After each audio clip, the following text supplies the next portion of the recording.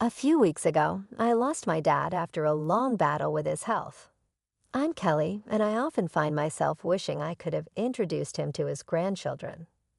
This thought always leaves me with a heavy heart. 5 years ago, when I was 37, I got married. On that joyful day, my dad and I made a special promise. I'd be the first to tell him if I was expecting. Sadly, that's a promise I'll never be able to fulfill, and it's my biggest regret about my dad. His illness was discovered a year ago, and since then, I did everything I could to be there for him. I visited our childhood home more often, spent many hours at the hospital with my mom, and made sure to call or video chat even more. Despite all of this, I sometimes wonder if it was enough. I'd often think to myself, could I have done more? Lost in thought, I whispered these words, and my mom, always supportive, comforted me, saying, "Kelly, you did everything you could." Your dad knew that, and he was proud. Just then, my sister Julia walked in with a man who looked to be about 45, probably the lawyer.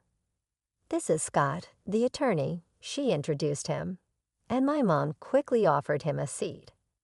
As soon as we all sat down, Julia couldn't hold back and mentioned that the lawyer said Dad left us a significant inheritance. I couldn't help but respond, "Julia, you know it's not all yours." That comment instantly changed the mood. My sister and I have always had a rocky relationship, made worse by our dad's illness. Her refusal to visit our dad, even though I tried to bring them closer, didn't help. Her attitude has always been a problem, and it became even more noticeable during these difficult times. Looking back, my words to her might have been too harsh, driven by my worry for our father. However, her response didn't make things better. "You're an adult, there's no need to be so stubborn," I pointed out, to which she snapped back, "I'm not being stubborn." Living in the city and traveling to the countryside isn't as simple as you think. "It's just a 5-hour drive," I responded, but she argued back, saying that those 5 hours aren't just about time. It costs money, and yes, money is important to her, she told me. She's busy and asked me to stop bothering her. That ended our conversation. Despite the distance, I always thought she could make an effort to visit now and then. This belief was a big reason why our relationship started to fall apart. In the end, she never visited our father, and the distance between us only grew. The tension in the room increased until the lawyer stepped in and suggested we all take a moment to calm down. I apologized, saying, "I'm sorry," which seemed to make things a bit better. The lawyer then explained, "As I mentioned over the phone, I'm here about your father's will." My mother, looking confused, asked quietly, "When was this arranged?" The lawyer replied, "A few weeks before he passed, your father reached out to me. He asked you to come to the hospital." My mother asked. The lawyer answered, "Yes." I drafted the will there with him, and his primary doctor was there too. It was arranged that the doctor would notify me after your father passed, which is why I contacted you now. The lawyer then took out a white envelope and placed it in front of us. Recognizing my father's handwriting on the envelope, I whispered, "That's definitely Dad's handwriting." Julia, visibly impatient, demanded, "Just get on with it." "What does it say?" "You know I'm busy." The lawyer, with a slight smile, opened the envelope. Inside, there was a single piece of paper outlining the inheritance: the house, some land, some savings, and a storage shed. We knew about the house and the land, but the mention of a storage shed was new to me. My sister, frustrated, turned to the lawyer and asked, "Wait, what about the farm?" The lawyer echoed, a bit surprised, "Yes, the farm." I explained, our father used to work on it as a hobby. He had run a successful business in a nearby town, but decided to slow down after turning 55. Thinking about closing the company to spend more time on his hobbies, including the farm. This new mention of the farm added another layer to our father's legacy and what he left behind. During my high school years, I remember saying that I wanted to take life a bit slower. My sister, who was in college at the time, didn't agree with this more relaxed approach, but both my mom and I were worried about my dad's health and supported the idea. "Don't worry about money, Julia. We've got plenty of savings," my dad reassured her. Though hesitant, she eventually agreed. After that conversation, my dad did wind down his business and started farming close to our home. "There's something fulfilling about working with the land," he would say, his face lighting up with joy. Seeing how happy he was made me feel that we made the right choice, though Julia seemed less convinced. Despite promising to come back home after graduation, Julia chose to build her career near her university and eventually married the CEO of an IT firm she met through her job. That's how things were when my father took up farming until his health started to decline. Julia insisted that the farm be included in the inheritance. At her insistence, the lawyer checked the documents and found that the farm was actually leased land. I had mistakenly thought we owned a large piece of land. Julia seemed disappointed by this discovery, but knowing little about farming ourselves, I felt it might be for the best. The discussion then turned to how the inheritance would be divided. "The house and the surrounding land will go to the wife," the lawyer said. Julia smirked, probably thinking about how the remaining assets would be split. "The rest, including the savings and the storage shed, should be divided between you three," the lawyer suggested. "Savings? That means cash, right?" "I'll take that," Julia said, focusing on the money. The total savings amount to approximately $300,000, and this sum is not subject to inheritance tax, the lawyer informed us. "I want the $300,000 in cash," Julia declared, feeling like she had won. But this didn't sit well with me, and I spoke up.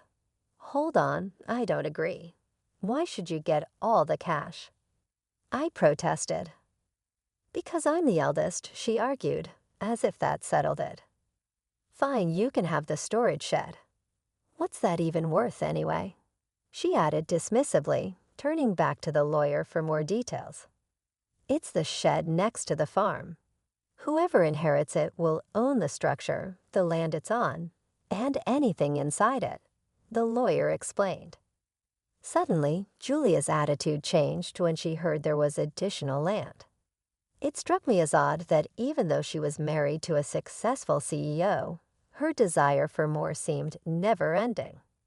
As the lawyer explained more about the storage shed, he mentioned it came with a small piece of land, about 90 square feet, roughly the size of a small bedroom.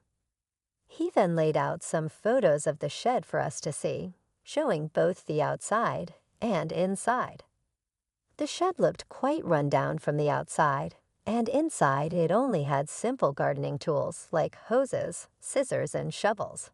Nothing that seemed particularly valuable. My sister made a face of disgust when she saw the photos. "I don't want this," she said, looking closely at the images. They really just showed everyday items, more valuable for their memories than for money. "Fine, you take the cash." "I want nothing to do with that old shed," she said, clearly wanting to distance herself from what she saw as a worthless inheritance.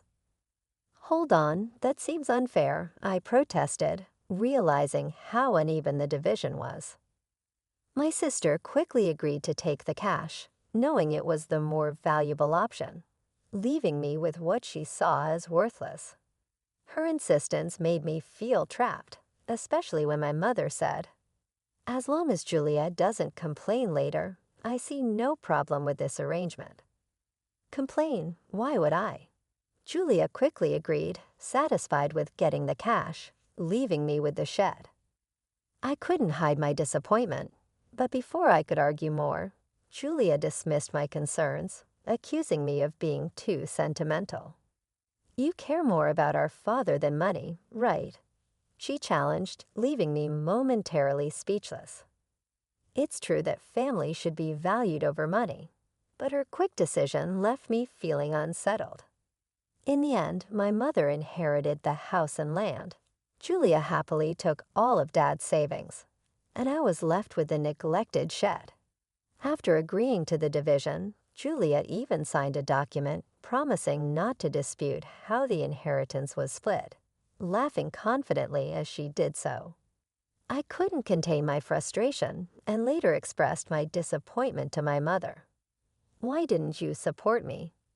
I asked, feeling let down. My mother insisted she had helped, claiming that her involvement made sure I got the shed. "But I'm not happy with just the shed," I argued, unable to see its value. "You might find something unexpectedly wonderful if you give it a chance," my mom suggested, trying to be optimistic. Despite my frustrations, her words sparked a faint glimmer of hope. Maybe there was more to the shed than it seemed, a thought that left me wondering. I tried to make sense of the day's events. After getting the key from the lawyer, I walked to the shed, which was beside a field about 15 minutes away from our house. The path was quiet and rarely used, adding to the peaceful yet somber atmosphere. The field, which my father had leased until he recently went into the hospital, was now empty, giving the place an untouched and solemn feeling. When I unlocked the shed, I was greeted by a thick layer of dust, showing how long it had been neglected. "Wow, it's really dusty," I said, noticing the heavy scent of disuse in the air. Even though I felt a bit disappointed at first, I still hoped to find something special of my father's, maybe a keepsake inside. As I looked around the shed, it quickly became clear that it was just a simple space filled with farming tools. These items might have held sentimental value, but they didn't seem particularly special at first glance. I thought to myself, maybe I should just take what's inside for now, as I scanned the dim and cluttered surroundings. Then I noticed something odd about the shed's size. It seemed smaller on the inside than it did from the outside, which puzzled me. Was it a trick of the light, or was my mind playing tricks on me? I stepped outside to get a better look, still curious about this strange difference. Driven by curiosity, I decided to explore the outside of the shed. As I walked around to the back, hidden among a dense group of trees, I found a second door. Wait, another entrance. I gasped. From inside the shed, there had been no sign of this door. It looked like there was only one way in and out. This discovery hinted at a hidden space, only accessible from this secret back door. A surge of excitement rushed through me. Could this be one of Dad's secrets? He loved surprising us, always finding joy in the unexpected, like the surprises he planned for my birthdays. The memories brought tears to my eyes as I re-entered the shed, determined to find the key to this hidden door. After a thorough search, I was ready to discover what lay beyond it. I found 4 keys cleverly hidden inside the handle of a shovel. Excited, I rushed to the back door and tried one of the keys. With a satisfying click, the door swung open. Inside this small hidden space stood a large safe, alone and imposing. Is this from Dad's company? I wondered aloud as a flood of questions filled my mind. What secrets did it hold? Was this my father's way of leaving a final piece of himself behind? The discovery hinted at parts of my father's life that I had yet to uncover, like a personal treasure hunt he had left for me to explore. I immediately recognized the safe as the one that used to sit in the corner of my father's office, a familiar sight from my childhood. Seeing it brought a wave of nostalgia over me. This safe was a real connection to my father, making the inheritance feel even more meaningful. Knowing my dad, this felt like just the beginning of his final surprises for me. There's got to be more. I whispered to myself as I used the 3rd key to unlock the safe. The door creaked open, revealing contents that left me completely amazed, and unexpectedly realizing how important this discovery was. I quickly secured the safe and went to tell my mother. Later, with my husband's help, we moved the safe from my parents' home. It occurred to me that these valuable items, likely part of my inheritance, might have tax implications. Wanting to handle this properly, I decided to seek legal advice. Following the lawyer's suggestion, I contacted a certified public accountant, CPA, recommended by a friend to help navigate the possible tax issues. This professional took care of the complicated details, making sure everything was in order. A year passed as we dealt with these matters when unexpectedly, my sister showed up at my home. Her visit was surprising, especially considering our strained relationship over the inheritance. I was just in the area, she claimed, but her uneasy behavior and the fact that we lived 20 minutes apart made her visit seem less than casual. Despite our complicated history, I invited her in. After serving coffee, she seemed restless and finally asked, "Did you win the lottery or something?" Her question puzzled me. I never played the lottery, and it wasn't the time for my husband's holiday bonus. "What are you getting at?" I asked, trying to understand her point. I finally asked her to clarify her strange accusations. Her mood shifted suddenly to irritation. "Are you making fun of me?" she accused. Her reaction confused me even more, as her question seemed completely unexpected. I had no idea what made her think I had come into a lot of money, especially since only my family knew about the mysterious contents of the safe. My sister was filled with curiosity about money, insisting that I must have received a significant amount. She told me about a recent conversation with our aunt in the city, who unknowingly sparked her curiosity. Our aunt mentioned receiving a $5,000 gift card from me as a thank you for visiting our father during his illness. This gesture led my sister to wildly speculate that I had stumbled upon some unexpected fortune. "You've come into some money, haven't you?" "Just admit it," she pressed, looking for answers. Understanding what had led to her questions, I sighed, which only irritated her more. "What's with the attitude?" "Are you making fun of me?" she demanded.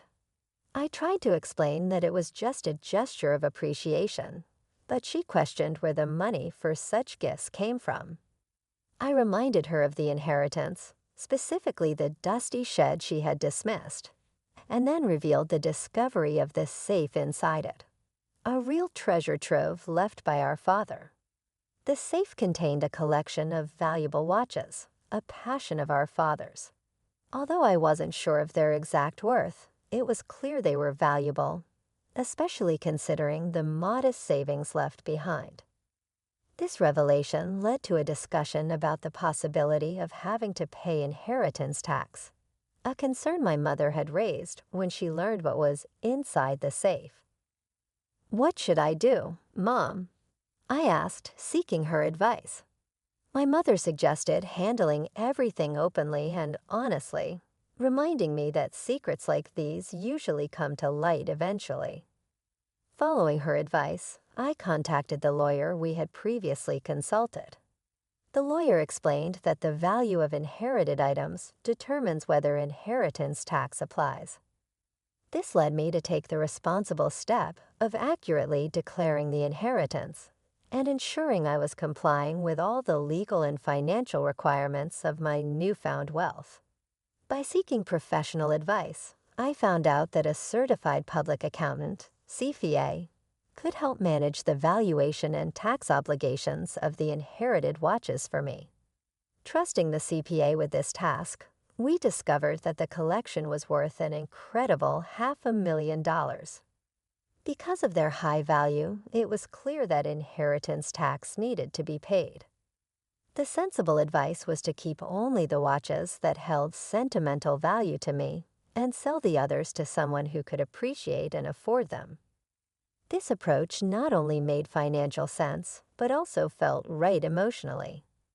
From the money made from the sale, I was able to cover the inheritance tax and also send gift cards to relatives who supported us during my father's illness. This is what had sparked my sister's curiosity. Among the keepsakes, I chose to keep my father's pocket watch. It wasn't worth much in terms of money, but it was rich in memories. I shared this story with my sister, showing her the pocket watch and trying to explain its sentimental value. However, her reaction was lukewarm. She seemed more interested in what was sold than what was kept. When she asked about the remaining watches and the safe, I told her it was our mother's house and explained its size and importance to our father's business.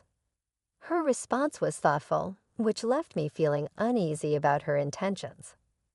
However, she left without asking any more questions, much to my relief, though I couldn't shake off an unsettling sense of worry. My fears were somewhat confirmed that very night when I received a distressing call from my mother, urging my husband and me to come to her house quickly. As we approached, the scene was alarming. Red lights flashing in the darkness, police cars stationed outside. Pushing through the gathering crowd, I found my mother and learned what had happened. She had been getting ready for bed when she heard strange noises that startled her. It sounded like someone was frantically searching through the house. With no one else home to help, my mother made a quick decision to escape through a window, driven by fear and desperation. Her description of the situation was unnerving, painting a picture of a night filled with panic and uncertainty. Under the cover of darkness, my mother had noticed the eerie glow of a flashlight moving inside the house, confirming her fears of a burglary.